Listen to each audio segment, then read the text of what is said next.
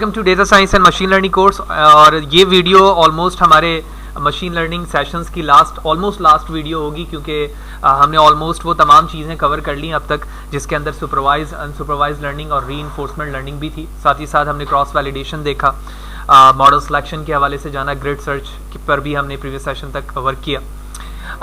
तो ये एक्जीबूस्ट का टॉपिक है। एक्जीबूस्ट क्या है, किस तरह से वर्क करता है। Okay, ignore this word grid search जो लिखा है। तो एक्जीबूस्ट क्या चीज़ है और हमें इसकी क्यों ज़रूरत पड़ती है। देखो, जब आपके पास एक बहुत बड़ा डेटा सेट होता है तो आप जानते हैं कि वो अगर कंटिन्यूअस डेटा है, विच मीन आप उसके अंदर रिग्रेशन अप्लाई कर रहे हैं। अगर कैटेगोरिकल डेटा है तो यकीनी तौर पर डिपेंडेंट और इंडिपेंडेंट वेरिएबल है तो क्लासिफिकेशन अप्लाई कर रहे हैं। और अगर आपके पास डिपेंडेंट वेरिएबल नहीं है तो आप उसमें क्लस्टरिंग करके डेटा को सेपरेट कर रहे होते हैं। क्लासिफिकेशन प्रॉब्लम के अंदर आपकी एक्यूरेसी ऑलमोस्ट वेरी करती है। अगर आप सपोर्ट वेक्टर से आगे डिसीजन ट्री पे जाते हैं या रैंडम फॉरेस्ट पे जाते हैं तो वहाँ पर जाकर आप देखते हैं कि आपकी एक्यूरेसी थोड़ी वेरी करती है, थोड़ी बेहतर होने लगती है, क्योंकि वहाँ पर वर्किंग जो है वो ट्रीज के फॉर्म पर होती है।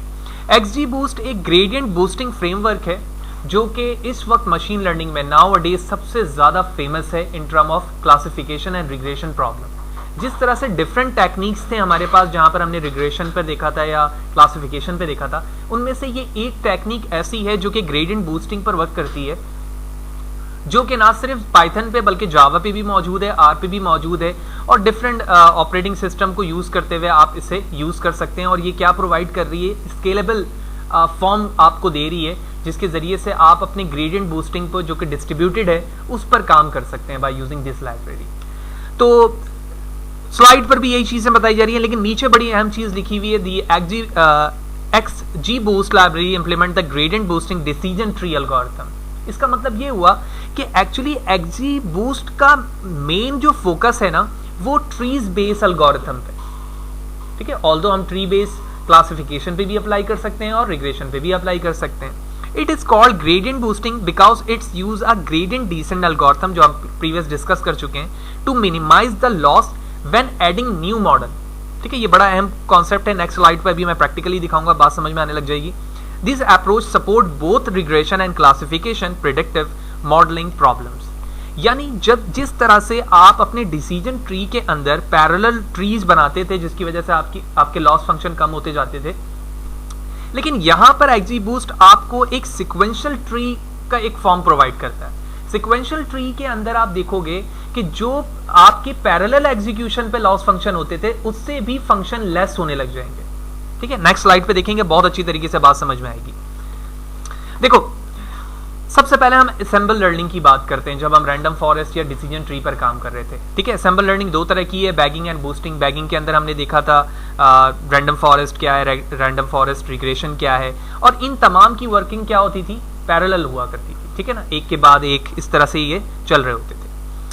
तो जब ये पैरेलल चल रहे होते थे तो उसकी एग्जीक्यूशन के हवाले से हमने बात कर ली। लेकिन इसी तरह दूसरी जो इंसेंबल लर्निंग है, इंसेंबल लर्निंग से मुराद ये है कि डिफरेंट एल्गोरिथम को जब हम मर्ज करते हैं या कंबाइन करके उसको एक रिजल्ट पर लेकर आते हैं तो वो इंसेंबल लर्निंग कराती है, जिस पर हमने बैगिंग को देख लिया। दूसरी चीज है बूस्टिंग। बूस्टिंग के अंदर जो वर्किंग है वो बिल्कुल ट्री की तरह ही है जैसे कि हम बैगिंग में कर रहे थे, लेकिन यहाँ पर ट्री का जो फॉर्म है ना वो सिक्वेंशियली चेंज हो जाता है। ठीक है, कैसे चेंज होता है देखते हैं।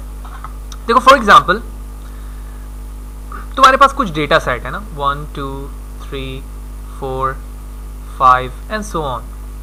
ठीक है, ये तुम्हारे पास डेटा सेट था। इस डेटा सेट पर तुमने for example random forest apply किया। रैंडम फॉरेस्ट पैरेलली एग्जीक्यूशन है तो उसकी कुछ ट्रीज बन गए। ठीक है ना, एक ट्री ये बना, एक ट्री ये बना, एक ट्री ये बना, और इसकी कुछ प्रोडक्शन थी। ठीक है ना, और आपको पता है कि इन प्रोडक्शन पर आप फिर काम करते थे और एक फाइनल आपका रिजल्ट आता था। वो इन टर्म ऑफ रिग्रेशन भी हो सकता है, क्लासिफिकेशन भी हो सकता है। ये आपका क्या था, असेंबल लर्निंग में बैगिंग का कॉन्सेप्ट था, जो अभी मैंने प्रीवियस स्लाइड पे बताया, बैगिंग। बूस्टिंग के अंदर XGBoost की जो वर्किंग है वो है सिक्वेंशियली। सिक्वेंशियली से मुराद ये है कि ये एक ट्री इस तरह से बनाएगा, दूसरी ट्री यूं बनाएगा, and dot dot dot dot n number of trees बनाएगा, जितने भी आप ट्रीज उसको बनाने कह रहे हैं according to the data set. Normally ये एक लार्ज डेटा सेट के लिए इस्तेमाल होने वाला कॉन्सेप्ट है, एल्गोरिथम है। अब इसने क्या किया, इनिशियल जो आपका ये डेटा सेट था ना, इसने इस तमाम डेटा सेट को इक्वल वेट प्रोवाइड किया। इक्वल वेट से मुराद ये कि एक initial value the for example सबको 0.5 दे दी, सबको 0.6 दे दी, सबको दे दी, ठीक है ना। अब ये करने के बाद इसने ट्रेनिंग दी, ट्रेनिंग देने के बाद जब टेस्ट किया तो टेस्ट करने के बाद ये जो फर्स्ट ट्री था ना हमारा XGBoost का, इसने इसे और इसे रॉन्ग प्रेडिक्ट किया, बाकी तमाम को तो सही प्रेडिक्ट किया, 3, 4 एंड 5 को इसने क्या किया है, रॉन्ग प्रेडिक्ट किया है, ठीक है। तो मैं इस तरह से इसमें कह देता हूं रॉन्ग। इस रॉन्ग प्रेडिक्शन की वजह से मैंने इसे कह दिया कि ये क्या है, वीक क्लासिफायर है, ठीक है भाई। इसने 3 चीजें गलती कर दी, 3 चीजों की। अब जब 3 गलतियां इसने की है तो इन तीनों के वेट, जो सबके पहले वेट सेम थे ना, इस वेट को क्या किया हमारे XGBoost ने, अपडेट किया। अपडेट करने के बाद इन तीनों के बेस पर दोबारा ट्रेनिंग हुई दूसरी ट्री पर। यकीनी तौर पे जब दूसरी ट्री में ये तीनों वैल्यू की दोबारा ट्रेनिंग होगी तो अब ये फॉल्स के चांसेस कम हो गए इन 3 के लिए, लिहाजा ये भी मॉडल प्रेडिक्ट किया इसने कुछ, इसने मजीद 3 या 1-2 गलती कर दी, इसने इसकी रॉन्ग प्रेडिक्शन कर दी, 10 की कर दी और सिमिलरली 9 की कर दी। यही प्रोसेस किसके लिए चला, सेकंड के लिए, थर्ड के लिए, फोर्थ के लिए and so on an number तक चला। इसका मतलब ये हुआ कि जितनी ट्रीज बनती गई सिक्वेंशियली, उतने ही जो यहां पर एरर रेट था जिसको हम लॉस फंक्शन कह रहे हैं, वो क्या होता जा रहा है, लेस होता जा रहा है ना, कंटिन्यूअसली, ठीक है, लेस होता गया प्रोडक्शन वर्क। और फाइनली इन तमाम वीक जो क्लासिफिकेशन थी, इनकी कंबाइन क्या दिखा गया कि सबकी प्रोडक्शन क्या है। फॉर एग्जाम्पल मैं सिंपल एक ऐसे प्रॉब्लम की बात करता हूं जो क्लासिफिकेशन में 0 एंड 1 क्लासिफाई कर रहा है। तो इस वीक क्लासिफायर ने प्रेडिक्ट किया 0, दूसरे ने किया 0, तीसरे ने किया 1, चौथे ने किया 0 और 5वें ने भी कर दिया 0, ठीक है। अब ये डिफरेंट क्लासिफायर के डिफरेंट क्या हो गए, प्रोडक्शन आ गई। अब XGBoost ये कहता है कि नंबर को काउंट करो कि 0 कितने हैं, 2, 3, 4 और उसके बाद 1 को काउंट करो।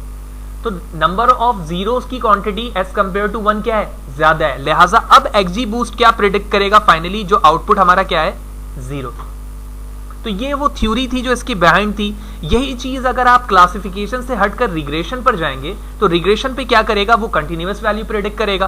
फॉर एग्जांपल इसने एक वैल्यू प्रेडिक्ट की, इसने दूसरी वैल्यू प्रेडिक्ट की, तीसरी वैल्यू प्रेडिक्ट की, ठीक है। कंटिन्यूअस वैल्यू से मुराद ये है कि हाइट हो गई continuous value, salary of the employee हो गई, जो रिग्रेशन पर हम डिस्कस कर चुके हैं। जो इसने वैल्यू प्रेडिक्ट की है कंटिन्यूअस, इन तमाम वैल्यू की क्या मालूम किया जाएगा, मीन। मीन मालूम करने के बाद वही वो मीन वैल्यू क्या कर देगा, प्रेडिक्ट कर देगा। यहां पर जिस तरह से उसने 0 प्रेडिक्ट किया था फॉर कैटेगोरिकल डेटा, इसी तरह से वो मीन प्रेडिक्ट करेगा फॉर द रिग्रेशन। तो ये इसकी थ्योरी थी बिहाइंड कि XGBoost किस तरह से काम करता है, क्लासिफिकेशन और रिग्रेशन किस तरह से कर रहा होता है और किस तरह से सिक्वेंशियली अपने लॉस फंक्शन को क्या करता रहता है, लेस करते रहता है। यही वजह है कि करंट एरा के अंदर मशीन लर्निंग और स्टैटिस्टिक्स में क्लासिफिकेशन और रिग्रेशन के लिए सबसे ज्यादा फ्रिक्वेंटली ये चीज इस्तेमाल होती है, जिससे आप अपने डेटा को बहुत लेस टाइम पे with less loss function and greater accuracy के साथ अपनी मशीन को ट्रेन और टेस्ट कर रहे होते हैं। तो थ्योरेटिकली हमने इन चीज़ों को देख लिया। अब मूव करेंगे प्रैक्टिकल सेशन पर, जहां पर हम अपने एक छोटे से कोशिश तो होगी बड़ा डेटा सेट यूज़ करें जहां पर क्लासिफिकेशन का मसला होगा, और उस क्लासिफिकेशन को इसी XGBoost से यूज़ करेंगे, ना कि रैंडम फॉरेस्ट, ना डिसीजन ट्री, ना फिर सपोर्ट वेक्टर। इन तीनों के बजाय हम सिर्फ और सिर्फ किस क्लासिफायर को यूज़ करेंगे, XGBoost को, और उसके बाद उसका रिजल्ट प्रेडिक्ट करके देखेंगे एक्चुअली वो क्या प्रेडिक्ट कर रहा है।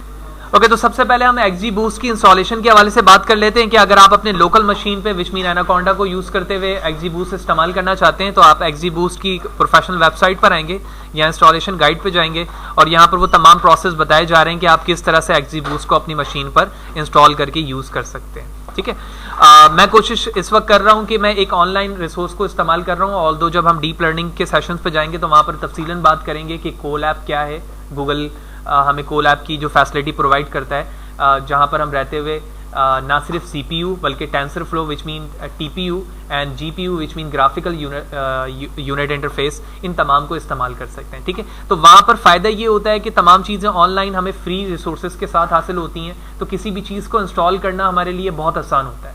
ठीक है। अगर आप इसको लोकल मशीन पे कर रहे होंगे तो बहुत सारे कॉन्फ्लिक्ट आते हैं, लेकिन अगर आपके पास कॉन्फ़िगरेशन अच्छी है और आप इन स्टेप्स को फॉलो कर रहे हैं जो मैं इस वक्त आपको इस सेशन पे दिखा रहा हूं, तो आप आसानी के साथ उसे अपनी मशीन पर इंस्टॉल कर सकते हैं। लिहाजा आप गूगल पे जाके कोलैब लिखेंगे, कोलैब लिखने के बाद आप अपने जीमेल अकाउंट के जरिए से उसमें एक्सेस करेंगे। फिर फाइल पर आने के बाद आप कोई भी फाइल यहाँ पर देख रहे हैं आप पाइथन 3 नोट बुक आप क्रिएट करेंगे तो बिल्कुल इस तरह से नोटबुक ऑन टाइटल यहाँ लिखा आएगा। आप इस पर डबल क्लिक करके कोई भी नाम सजेस्ट कर सकते हैं जैसे मैंने किया हुआ है। तो सबसे पहले आप देख रहे हो कि जिस तरह से जो कोडिंग हमारे पास जुपिटर नोटबुक पे जैसे होती है, बिल्कुल उसी तरह से कोडिंग की ये तमाम लाइन मौजूद है। मैंने pip install XGBoost sign of exclamation के साथ लिखा और उसके बाद इट्स टेक फ्यू सेकंड और इतने आसानी के साथ यहाँ पर ये आपकी मशीन पर इंस्टॉल हो जाएगा। उसके बाद आप ये जो कोड यहाँ लिखा हुआ है, इस कोड का ताल्लुक हमारे कोड से नहीं है, बल्कि ये कोलैब हमें प्रोवाइड करता है कि आप जिस डेटा सेट को अपनी मशीन पर अपलोड करना चाहते हैं अपने लोकल मशीन से, तो आप देख रहे हैं यहाँ पर चूज फाइल का ऑप्शन भी आ रहा है, आप मशीन से इंस्टॉल उसको सेलेक्ट करेंगे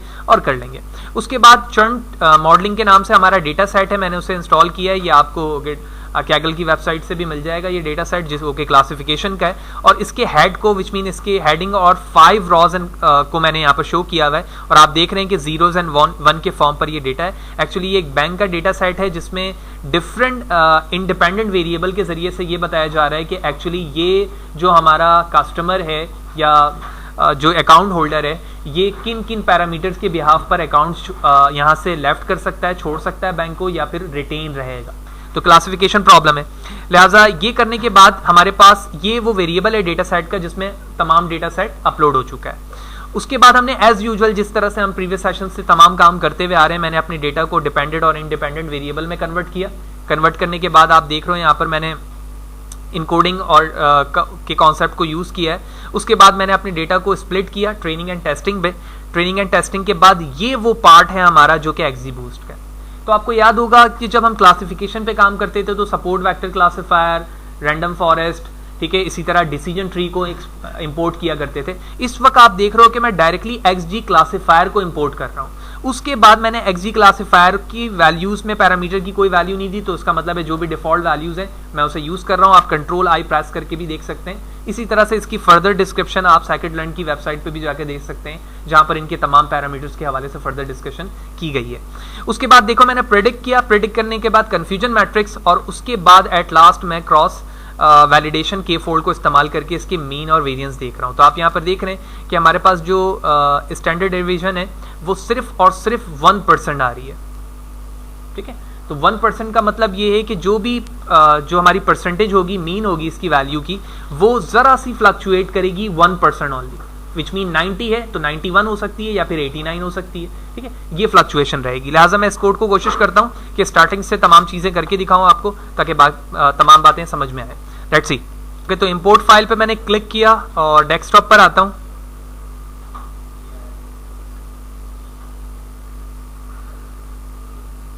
फाइल यहाँ मौजूद नहीं है, मुझे पहले डेस्कटॉप पे लाना हो। ओके, ये फाइल है, मैंने इसको सेलेक्ट किया। सेलेक्ट करने के बाद आप शिफ्ट एंटर टू एग्जीक्यूट करेंगे तो आप देख रहे हैं यहाँ पर मेरी फाइल का नाम लिखा आ गया। फिर सेकंड लाइन को जहाँ पर मैंने सेम नाम है यहाँ पर जो लिखा हुआ वही मैंने इंपोर्ट किया, शिफ्ट एंटर टू एग्जीक्यूट किया और बिल्कुल उसी फॉर्म पर चीज़ें दिखनी चाहिए। तो लिहाजा अभी कोई चीज़ मिस है यहाँ पर, अगेन एग्जीक्यूट करते हैं और उसके बाद कोशिश करेंगे।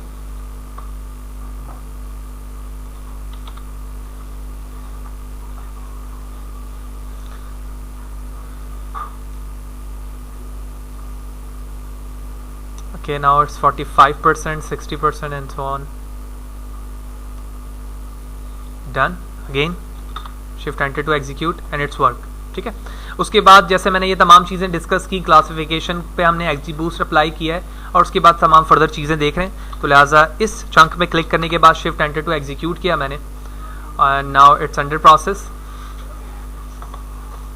और उसके बाद आप चाहें तो उसी वेरिएबल को जो कि हमारे एक्यूरेसीज की हैं वो मैं यहाँ से भी देख सकता हूँ, क्योंकि मैंने 10 फोल्ड पर उसे डिवाइड कर दिया। ठीक है, लेकिन अभी हमारा जो फोकस है वो कन्फ्यूजन मैट्रिक्स पे है, जिससे हमें पता चलेगा कि हमारी क्या एक्यूरेसी रह रही है। तो लिहाजा CM लिखने के बाद विच मीन कन्फ्यूजन मैट्रिक्स मैंने शिफ्ट एंटर टू एग्जीक्यूट किया और आप देख रहे हैं कि ये वो राइट एक्यूरेसी है हमारे पास जो यहाँ पर शो हो रही है और ये फॉल्स एक्यूरेसी है। तो जब मैंने इसकी एक्यूरेसी निकाली है तो आप देख रहे हैं यहाँ पर 86 की एक्यूरेसी है जब आपने इस पर क्या अप्लाई किया है, XGBoost को अप्लाई किया है। तो ये क्लासिफिकेशन का एक मसला था और साथ ही साथ आपने यहाँ पर देखा कि किस तरह से हम इसे इंपोर्ट कर सकते हैं। उसके बाद हमारे पास कुछ बिल्ट इन डेटा सेट होते हैं जो कि डिफरेंट है, जैसे मिन सेट की वैल्यूज़ का डेटा सेट है, hand written digits which mean इसी तरह डिफरेंट है। इसी तरह हमारे पास ब्रेस्ट कैंसर का भी एक डेटा सेट है जो कि क्लासिफिकेशन का है और बिल्ट इन तौर पे पाइथन लाइब्रेरी में मौजूद है। उसके ज़रिए से भी यहाँ पर मैंने एक कोड ऑफ चंक शो किया हुआ है जिस पे आप देख रहे हो कि मैंने डेटा सेट को लोड करने के बाद टारगेट और डेटा को इंपोर्ट किया विच मीन डिपेंडेंट और इंडिपेंडेंट। उसके बाद XGBoost इसमें अप्लाई किया मैंने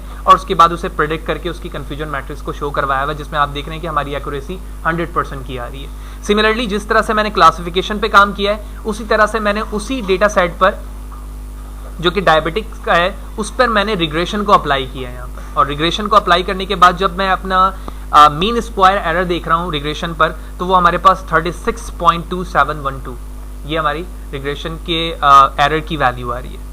तो इस तरह से ना सिर्फ हमने कोलैब पर इंस्टॉलेशन का एक आसान सा तरीका देखा बल्कि XGBoost के कोड को भी देखा कि कितना सिंप्लीफाई कोड है और उसके ज़रिए से आप क्लासिफिकेशन को अपने मशीन पर यूज़ कर सकते हैं। ज़्यादा बेहतर अप्रोच ये है कि आपके पास जो डेटा सेट है वो काफ़ी बड़ा होना चाहिए क्योंकि जब तक वो आपके पास बड़ा नहीं होगा डेटा सेट तो आपको XGBoost के फीचर्स का पता नहीं चलेगा। ऑल्दो अगर आपके पास डेटा सेट छोटा है तो XGBoost की तो ज़रूरत ही नहीं, ठीक है। XGBoost की ज़रूरत ही हमें उस वक्त पड़ रही है कि जब हम लार्ज डेटा सेट पर अपने लॉस फंक्शन को क्या करना चाह रहे हैं, कम से कम करना चाह रहे हैं और एक्यूरेसी को बढ़ाना चाह रहे हैं। तो इसी सेम डेटा सेट पर आप कोशिश करें, मैं इसको अपलोड कर दूंगा अपने ब्लॉग पर और आप उसके पैरामीटर्स को चेंज करने की कोशिश करें, ठीक है। पैरामीटर ट्यूनिंग करें इस पर, जिस तरह से मैंने क्रॉस वैलिडेशन लास्ट पे अप्लाई की हुई है जिससे मुझे एक्यूरेसी का वैसे ही पता चल गया था। तो आप उस पर जब पैरामीटर ट्यूनिंग करेंगे तो उसके ज़रिए से आप अपने एक्यूरेसी को मज़ीद इन्हेंस कर सकते हैं।